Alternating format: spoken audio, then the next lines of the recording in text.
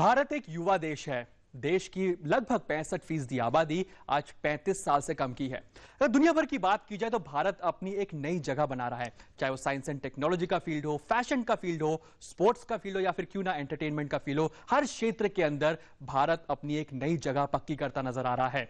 ऐसे में आज जब भारत विकास की गति के साथ में बढ़ता चला जा रहा है, विकास की राह पर आगे बढ़ता चला जा रहा है, ऐसे में देश का जो युवा है उसकी भी एक अहम जिम्मेदारी बन जाती है। देश के नौजवान की एक अहम भूमिका हो जाती है कि किस तरह से वो देश के निर्माण में अपनी एक भूमिका निभाए, क्या कुछ उसकी जिम्मेदारियां हैं। आज जेननेक्स के पटल पर उसके बारे में बातचीत करेंगे। नमस्कार, मैं हूं अरुण शर्मा और आज हम इस बात को जानने की कोशिश करेंगे कि कैसे देश का युवा राष्ट्र निर्माण के अंदर अपनी एक भूमिका निभा सकता है। और हमारे साथ बहुत ही खास पैनल जुड़ रहा है, उससे आपको रूबरू करा देते हैं। हमारे साथ प्रोफेसर अश्विनी महाजन जी जुड़ रहे हैं, जो कि एजुकेशनिस्ट है। आपका बहुत बहुत स्वागत है इस शो के अंदर। साथ ही हमारे साथ डॉक्टर मिराज हुसैन जुड़ रहे हैं, जो कि एक मोटिवेशनल स्पीकर हैं और साथ ही साथ एक सोशल एक्टिविस्ट भी हैं। आपका भी बहुत बहुत स्वागत है सर। चलिए शो की शुरुआत कर लेते हैं, लेकिन उससे पहले दोनों ही हमारे जो पैनलिस्ट हैं उनसे जरा एक ओपिनियन ले लेते हैं। अश्विनी साहब, सबसे पहले आपसे समझना चाहेंगे, आज जब युवाओं की बात कर रहे हैं, भारत लगभग एक युवा देश माना जाता है, ऐसे में राष्ट्र निर्माण के अंदर ये जो यंगस्टर्स हैं, जो नौजवान हैं, वो क्या अहम भूमिका निभा सकते हैं? देखिए, दुनिया भर में भारतीय युवाओं ने अपनी एक धाक जमाई है। इसके लिए जो वातावरण है वो भी अनुकूल बनना चाहिए और हम स्वागत करते हैं भारत सरकार के इस स्टार्टअप इनिशिएटिव का, जिसके माध्यम से जो भारत पर एक लगा हुआ था कि भारत में बिजनेस करना आसान नहीं है, ईज ऑफ डूइंग बिजनेस में हम बहुत पीछे हैं। 142वें नंबर पर थे अभी थोड़ी देर पहले तक, 130 नंबर पर आ गए हैं और बेहतर हो और हम पहले नंबर पर पहुंचे। इस दृष्टि से तमाम प्रकार के ऐसे इनिशिएटिव सरकार ने लिए हैं। कहते थे कि बहुत जो है इंस्पेक्टर राज है, तो इंस्पेक्टर राज ना हो, लोन लेना मुश्किल है तो लोन लेना आसान हो जाए, बिजनेस शुरू करना मुश्किल है तो उसके लिए लाइसेंस जो है सिंगल विंडो हो और आप ऐप पर दबाएं और आपका लाइसेंस बाहर आ जाए। इस प्रकार के कुछ ऐसे इनिशिएटिव्स हैं जिसके माध्यम से युवाओं को एक उड़ान भरने का एक अवसर मिलेगा, ऐसा हमें लगता है। चलिए, उड़ान भरने का अवसर मिलेगा, लेकिन मिराज साहब, आज हम बात कर रहे हैं मेक इन इंडिया की, stand up India, startup India, skill India की, लेकिन आपको क्या लगता है, आप तक मोटिवेशनल स्पीकर है, सोशल एक्टिविस्ट है, क्या देश का युवा सही दिशा में आगे जा रहा है?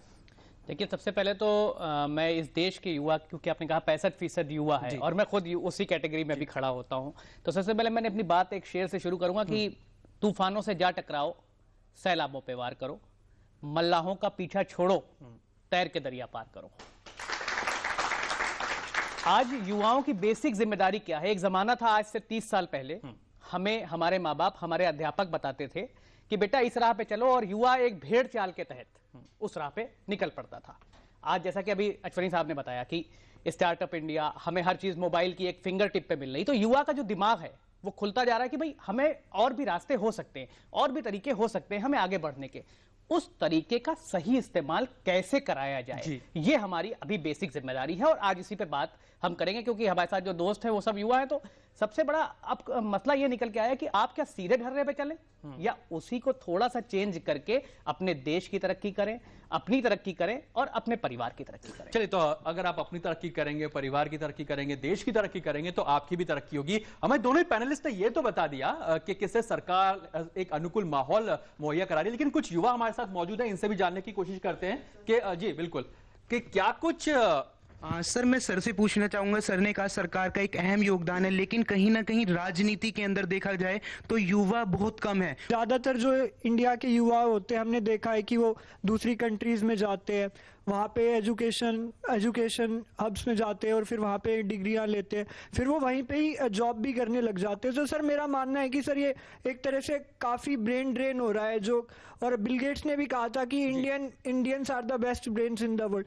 क्यों ना हम उन्हीं ब्रेन्स को जो कि बाहर जाते हैं, कि वो अगर इंडिया में आके अपने ब्रेन्स को यूज कर सके तो इससे विकास हो पाएगा। ठीक है, और कोई पॉइंट यहाँ से? जी बताइए। मैं इनकी बात से बिल्कुल सहमत हूँ कि जो हमारे युवा हैं, जैसे कि अभी बात करें, एक वेव डिटेक्टर जो नासा ने हाल ही में इजाद करा था, उसकी पूरी साइंटिस्ट की टीम जो थी उनमें एक भारतीय मूल के करण जानी भी थे। तो अगर ये अच्छी बात है कि एक ह्यूमन काइंड ने कुछ अच्छी चीज इजाद करी, मगर क्या हमें गर्व ना होता वो इसरो इजाद करती और वो भारत में होता? ठीक है, यानी कि क्यों भारत में रह करके भारत का टैलेंट रिटेन ना किया जा सके। एक आखिरी सवाल पूछ सकता हूं मैं, ठीक है, पूछिए। हम अपने भारत में जो हमारे युवा हैं, अगर हम बात करें, अगर वो न्यू इनोवेशंस करें, एंटरप्राइजेस खड़ी करें जो कि वैश्विक स्तर की हो, अगर उदाहरण स्वरूप अगर हम लें ओयो रूम्स को, जिन्होंने वैश्विक स्तर पर अपनी एक नई पहचान बनाई है, अगर ऐसे ही कुछ इनोवेशंस हमारे युवा करें तो वो अपने वैश्विक स्तर पर पहचान बनाएगा। और न सिर्फ इतना होगा बल्कि भारत की भागीदारी वैश्विक स्तर पर बढ़ेगी। ठीक है, यानी कि कुछ पॉइंट्स आ रहे हैं, ठीक है, कुछ बड़े सवाल उठे हैं इस तरह से। अश्विनी जी, सबसे पहले आपके पास आना चाहूंगा। कह रहे पॉलिटिक्स में यंगस्टर्स को बढ़ावा क्यों नहीं मिल रहा है? पॉलिटिक्स में आना तो चाहते हैं, लेकिन कैसे आ सके? क्योंकि अगर हम बात कर रहे हैं कि देश में ये है वो है, सुधारने की जरूरत है, तो इन यंगस्टर्स का आना काफी ज्यादा जरूरी है। क्या कुछ सरकार कर सकती है इसमें? मुझे लगता है कि देश में जो आज स्थिति है कि हमारा समाज जो है वो भाषा के नाम पर, जाति के नाम पर, बिरादरी के नाम पर बटा हुआ है, और उस बंटवारे ने ये स्थिति बना दी है कि आज इलेक्शन जब लड़े जाते हैं तो व्यक्ति के आधार पर नहीं लड़े जाते, उसकी जाति के आधार पर, उसकी बिरादरी के आधार पर लड़े जाते हैं। तो ये दायित्व जो है, ये सरकार का दायित्व नहीं है कि उसमें बदलाव लाया जाए। ये दायित्व हमारा है कि हम उस परिस्थिति को बदल दें, और मुझे लगता है कि ये परिस्थिति बदल रही है।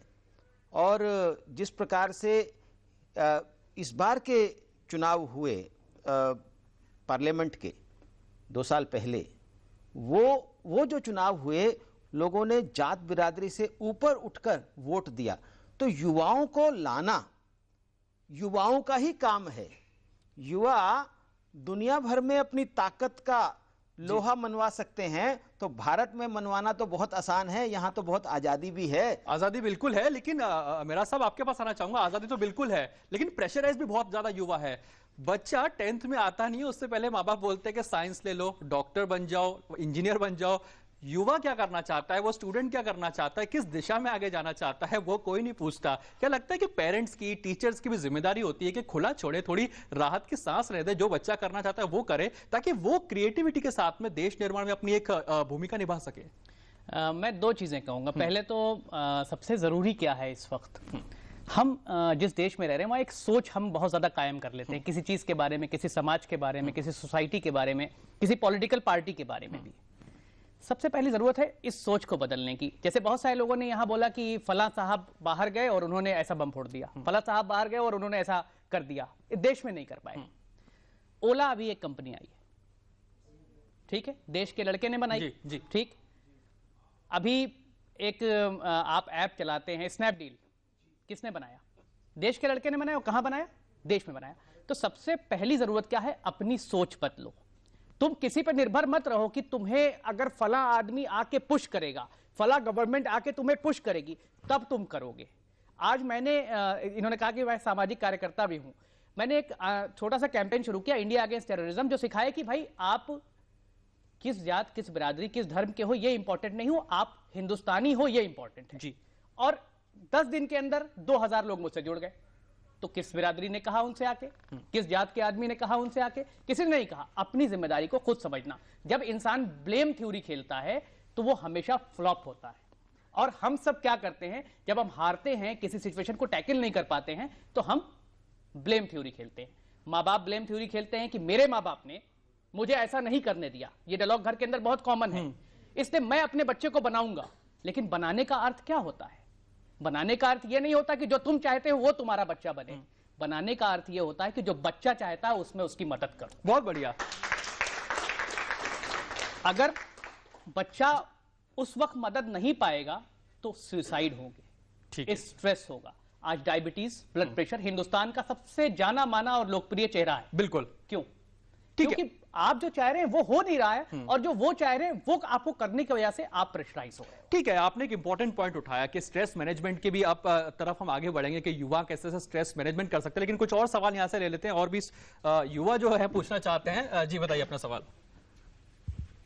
मेरा सवाल है कि युवा को फंडामेंटल राइट्स के बारे में तो अपने बहुत ज़्यादा नॉलेज हो गई है, लेकिन जो फंडामेंटल ड्यूटीज़ हैं जो कि बहुत ज़रूरी है देश को विकासशील से विकसित बना लेने के लिए, उसका कहीं ना कहीं उसके प्रति वो जागरूक कम है, और जागरूक है भी तो उसके प्रति अपना कार्य नहीं करते हैं।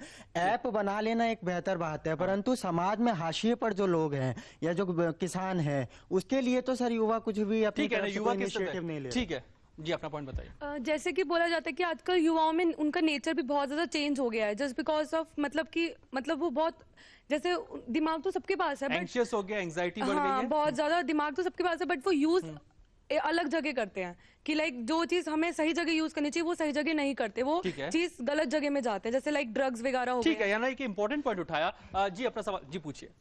Sir, with full respect to supreme court decision जो अभी हरियाणा पंचायत इलेक्शन में आया था कि एजुकेशन क्राइटेरिया पे लड़ सकते हैं इलेक्शन, और फिर दूसरी तरफ जो इंटेलेक्चुअल लोग हैं वो कहते हैं कि अगर कोई नेता है, अगर उसको ज्यादा एक्सपीरियंस है तभी वो अच्छा पॉलिटिशियन बन सकता है। तो सर ये दोहरा चरित्र जो समझता नहीं आता। ठीक है, मैं आपके पास भी आऊंगा। दो सवाल आ रहे हैं यहाँ पे, दोनों सवाल लेने की कोशिश करेंगे। अश्विनी जी, सबसे पहले मैं आपके पास ही आता हूँ। ये जिस तरह की बात यहाँ पे रख रहे हैं कि एजुकेशन एक जरूरी होनी चाहिए, क्या लगता है कि यंगस्टर्स के लिए एजुकेशन जरूरी होनी चाहिए अगर वो पॉलिटिक्स में आना चाहते हैं, या एक्सपीरियंस होना चाहिए? जिस तरह की वो इशारा कर रहे हैं वो किस राह में आगे बढ़ सकते हैं इस तरह से? मुझे लगता है कि स्थानीय निकायों में यह तय करना आसान काम है, लेकिन जनरल इलेक्शन में या विधायिका के इलेक्शन में इसको तय करना आसान काम नहीं तो होगा। घूम फिर के हम उसी बात पर आ गए, क्योंकि एक तरफ तो हम कह रहे हैं कि युवा को पॉलिटिक्स में आना। मेरा ये कहना है कि युवा को पॉलिटिक्स में आने से कोई नहीं रोकता। युवा राजनीति में है और आ सकता है और बड़ी संख्या में। हमें उस मानसिकता से बाहर आना होगा कि जो राजनीति है वो राजनीति अच्छे लोगों का खेल नहीं है। वो जो मानसिकता है उस मानसिकता से यदि बाहर आएंगे और परिवार के लोग भी हमें उसकी तरफ आगे बढ़ाने का, पुश करने का काम करें।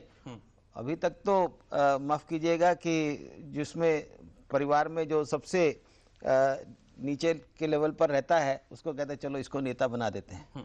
तो इस प्रकार की मानसिकता समाज में बनी हुई है। मुझे लगता है कि राजनीति में अच्छे लोगों की, युवाओं की, और जो समाज में जिन्होंने आगे बढ़कर के काम किया है उनको साथ लेकर के चलने की राजनीति में जरूरत है। आज वहां पर इसका अभाव है, जिसको हम डेफिसिट बोलते हैं। राजनीति में वो डेफिसिट चल रहा है। डेफिसिट को पूरा करना काफी जरूरी है। लेकिन मेरा साहब एक पॉइंट या एक यंगस्टर्स ने ये भी उठाया कि आज का जो युवा है, एग्रेशन बहुत है, एंग्शियस है, एंग्जाइटी ज्यादा है, अपनी एनर्जी को वो डाइवर्ट नहीं कर पाता है कि सही जगह कहाँ क्या है या गलत जगह क्या है, वो समझ भी नहीं पा रहा है। यंगस्टर्स थोड़ा कंफ्यूज है। ये यंगस्टर्स इस चीज को किस तरह से मैनेज कर सकते हैं? एक स्ट्रेस मैनेजमेंट की भी आपने बात की है, लेकिन ये जो पॉइंट इन्होंने उठाया है ये कितना इंपॉर्टेंट है, इसको किस तरह से लोग सॉर्ट आउट कर सकते हैं? सबसे पहले मेरा भाई अभी ये क्वेश्चन मुझसे पूछा था कि सुप्रीम कोर्ट ने अभी एक जजमेंट दिया था कि भाई ऐसा करना चाहिए, और एजुकेशन क्राइटेरिया एंड एक्सपीरियंस पे बात कर रहा था। एक साहब ने कहा कि भाई हम गांव के लिए करना चाहते हैं लेकिन नहीं कर पाते हैं। अब जरा अपने दिल से बताओ, मैं खुद अपने दिल से बताता हूं कि जो आप करना चाहते हैं वो आप मोबाइल से या इंटरनेट से कर लेते हैं ना। जो आपका मन नहीं होता सिर्फ भाषण पब्लिक में आके बताने के लिए कि मुझे ऐसा करना है, इससे कुछ नहीं होगा। जब अंदर से दिल से आवाज आएगी कि आपको वाकई ऐसा करना है, आप कर दोगे। मैं कई सारे एग्जाम्पल जानता हूं, आप मायावती जी का नाम ले रहे थे या आप किसी और नेता का नाम ले रहे थे, बहुत सारे लोग पॉलिटिकली, ये सब भी बहुत छोटी स्तर से उठ के ऊपर आए हैं। आज नरेंद्र मोदी जी हमारे प्रधानमंत्री, आप खुद जानते हैं कि क्या थे वो, कहां उनका परिवार स्टैंड करता था। उनके पिताजी ने क्या सोचा होगा कि एक बड़ा रेस्टोरेंट खुल जाए। अच्छा, ये बड़ा सोचने से रुक क्यों जाते हैं? ये हमारा यंगस्टर्स, आपको पता है इनके दिमाग के दरवाजे इतने ज्यादा है, सपने बड़ा बड़ा देखते हैं, रुक क्यों जाते हैं? कहां रुकते हैं? क्यों इतना बड़ा नहीं सोच पाते? हाँ, ये बड़ा सोच रहे हैं लेकिन बड़ा सोचने के लिए मेहनत नहीं कर रहे हैं। इंपॉर्टेंट चीज ये है, ये आज का युवा क्या है, मुझसे कई युवा मिलते हैं। आज 15,000 से ऊपर कॉर्पोरेट स्टूडेंट्स को मैं सेशन दे चुका। बच्चे मिलते हैं, बात करते हैं कि सर मुझे ये करना है। मैंने पूछा इसमें तुमने क्या क्या किया इसको करने के लिए? बोले अभी कुछ किया नहीं। तो जब आप कुछ करने लगोगे तो सरकार, लोग, हम लोग, प्रोफेसर साहब जैसे लोग और इस देश का प्रधानमंत्री तक आपकी मदद करेगा। एक बच्चे ने लेटर लिख दिया प्रधानमंत्री को कि रेलवे क्रॉसिंग है, उस पे बहुत जाम लगता है और मैं स्कूल नहीं जा पाता हूं, परेशानी हो जाती है। उसका लेटर देश की सरकार सुन लेती है।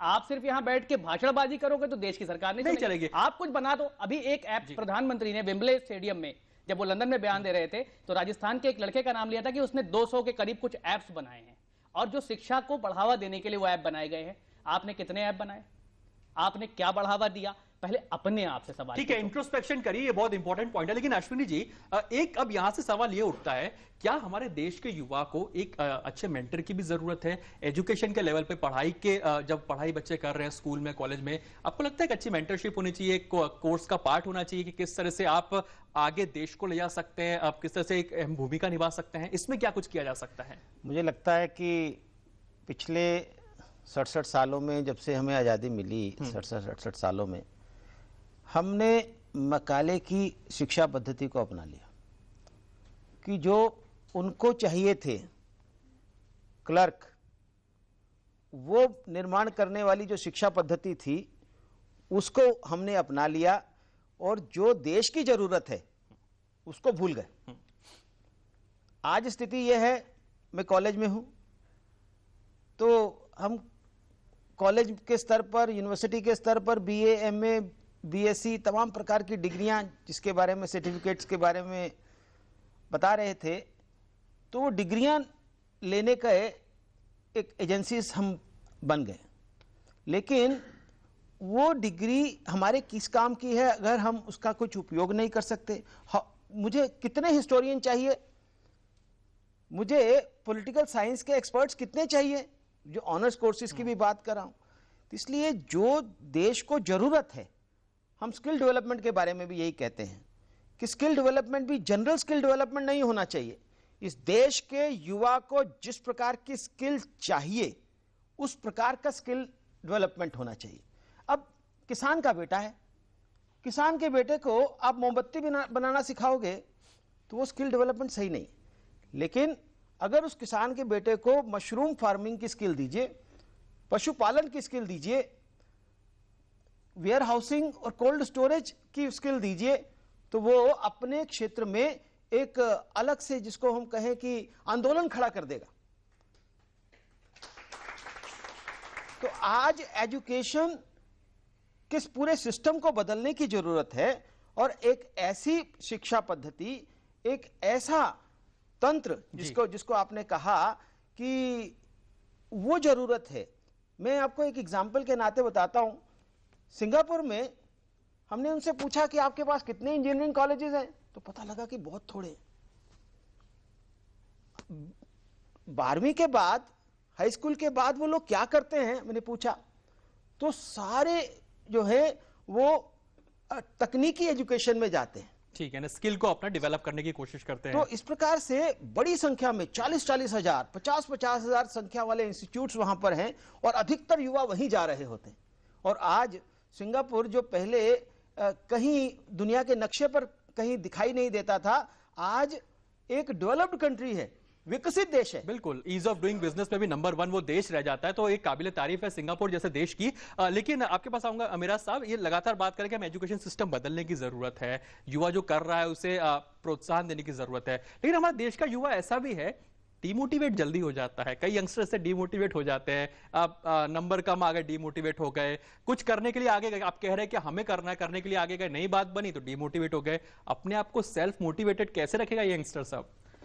इसमें दो चीजें। सबसे पहली बात तो पेरेंट्स से मेरा खुद कई बार इंटरेक्शन होता है, और मैं कहूंगा यहां से भी, क्या होता है, बच्चा कई बार आपकी अपेक्षा से कम कर पाता है। अगर आपकी अपेक्षा से ज्यादा कर दे वो, तो आप बहुत शाबाशी देते हैं, लेकिन कम कर दे तो आप उसे जो मारते हैं या जो इसे परेशान करते हैं मानसिक तौर पे, प्लीज इसे बंद करिए। क्योंकि कोई जरूरी नहीं कि एक अच्छा गिटार बजाने वाला एक अच्छा क्रिकेटर निकल जाए। बिल्कुल। तो कोई जरूरी नहीं कि जिस तरीके से गिटार बजाने पे आप डंडा मार रहे हैं उस पर मारते रहे, हो सकता है उसका संभावना कहीं और हो, वो कुछ और अच्छा कर दे। तो सबसे पहले तो पेरेंट्स ऐसा करें कि भाई प्लीज आप अपने बच्चे को डेवलप होने का मौका दीजिए, वक्त दीजिए। एक टाइम पीरियड आप सब अपने माँ बाप से मांगो कि 3 साल, 4 साल, 5 साल, 10 साल मुझे दीजिए, मैं अपने आप को प्रूव करूंगा। अगर 10 साल में मैं प्रूव नहीं कर पाता हूं तो जो आप कहते हैं कि चाय की दुकान खोलनी है वो खुल जाएगी। चलिए, यानी कि आप टाइम मांगिए, अब ये मैनेज आप ही को करना है यंगस्टर्स को। चलिए अब आखिरी पड़ाव में हम आ रहे हैं, कुछ सवाल अब यंगस्टर्स के ले लेते हैं। कौन से सवाल आ रहे हैं? मैं इधर से होते हुए आपके पास भी आ रहा हूं। जी बताइए। जी सर, हमारे इंडिया में सर काफी सारे इंस्टीट्यूट्स है, जैसे IIT हो गया। हर साल गवर्नमेंट मतलब कुछ ना कुछ ऐलान करती है नए गवर्नमेंट संस्थान खोलने के लिए, लेकिन मैं ऐसा ही सर एक एग्जांपल कोट करना चाहूँगा। गुड़गांव में सर 2 से 3 साल पहले गवर्नमेंट ने ऐलान किया था कि इंडिया की सबसे पहली नेशनल डिफेंस यूनिवर्सिटी खुलेगी।